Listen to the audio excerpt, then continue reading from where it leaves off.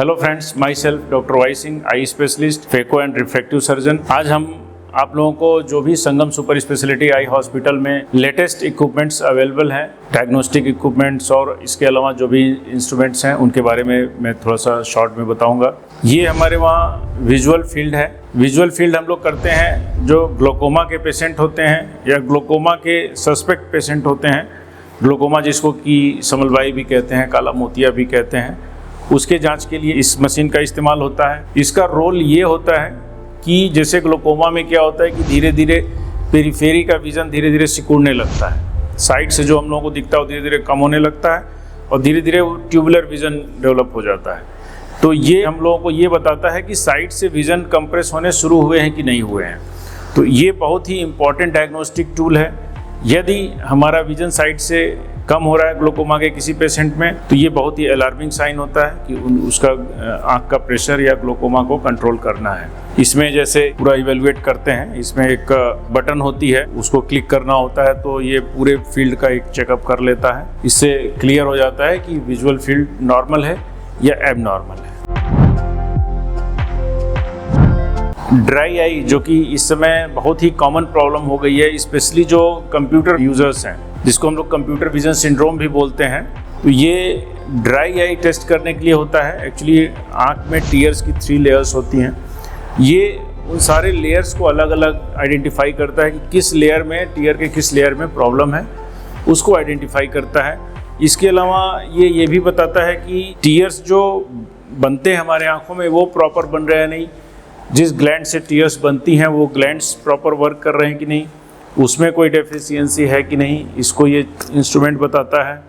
इसके अलावा ये इस बात को भी बताता है कि टीयर्स के लेयर में अगर लिपिड की डेफिशिएंसी है या वाटर लेयर की डेफिशिएंसी है, या ये भी बताता है कि टीयर्स बन रहे हैं लेकिन वो आँखों पे रुक नहीं रहे हैं, कॉर्निया पे स्टेबल नहीं हो रहे हैं, तो वो भी ये चीज़ें बताता है। ये इधर से इसका ग्राफ देखिए। ये जैसे इसका नॉर्मल चार्ट आता है, ये एमजी लॉस मतलब मीबोमियन ग्लैंड लॉस दिखाता है, ये कि जो ग्लैंड्स टीयर्स बना रही हैं वो ये पर्याप्त हैं कि नहीं। इसके अलावा ये टीयर मेनिस्कस हाइट होता है, इससे ये पता चलता है कि टीयर्स प्रॉपर आँखों में रुक रही हैं कि नहीं रुक रही हैं। इसके अलावा लिपिड लेयर थिकनेस बताता है। एक्चुअली लिपिड का किसी भी ऑयल को कहीं भी स्टेबल रहने के लिए लिपिड का बहुत इंपॉर्टेंट रोल होता है। तो टीयर में लिपिड की थिकनेस प्रॉपर है कि नहीं, ये भी इसमें बताता है। तो ये एक तरह से ड्राई आई का एक कंप्लीट डायग्नोस्टिक टूल है कि जिससे हम एकदम स्पेसिफिक कॉज पे ट्रीटमेंट करते हैं। इससे हमें number of medicines come use करनी पड़ती हैं और मेडिसिन जो भी इसके डायग्नोसिस के अकॉर्डिंग यूज़ करते हैं तो वो काफ़ी इफ़ेक्टिव होते हैं।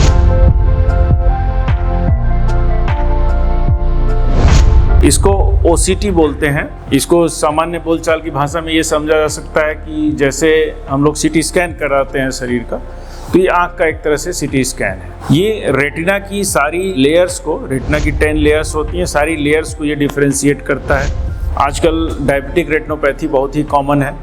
यदि डायबिटिक रेटिनोपैथी है तो भी ये अर्ली स्टेज में ही डिटेक्ट कर लेता है।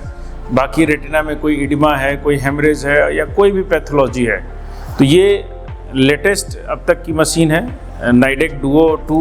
इसका बहुत ही प्रिसाइज डायग्नोसिस होता है और बहुत ही फाइन टूल है डायबिटिक रेटिनोपैथी या रेटिना की बीमारियों को डायग्नोस करने के लिए। ये एंडी-याग लेज़र मशीन है।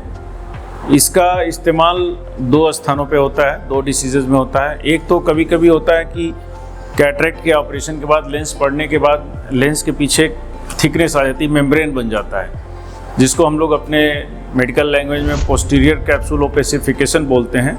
नॉर्मल बोलचाल की भाषा में इसको झिल्ली पड़ना या झिल्ली मोटी हो जाना बोला जाता है। तो अगर काफ़ी संभावना रहती है, और ख़ास करके कुछ विशेष तरह के लेंस होते हैं जो थोड़े कम रेंज के होते हैं, तो उसमें झिल्ली पड़ने की चांस ज़्यादा रहती है। तो इस लेज़र से उस झिल्ली को क्लीन किया जाता है। ये मुश्किल से कुछ सेकंड का प्रोसीजर होता है, OPD प्रोसीजर्स होता है ये। इसके अलावा ग्लोकोमा में जैसे नैरो एंगल ग्लोकोमा है तो उसमें भी हम लोग इस लेज़र का यूज करते हैं। तो इसका इस्तेमाल कैप्सुलोटमी में और ग्लोकोमा के लेज़र थेरेपी में यूज करते हैं। नमस्कार।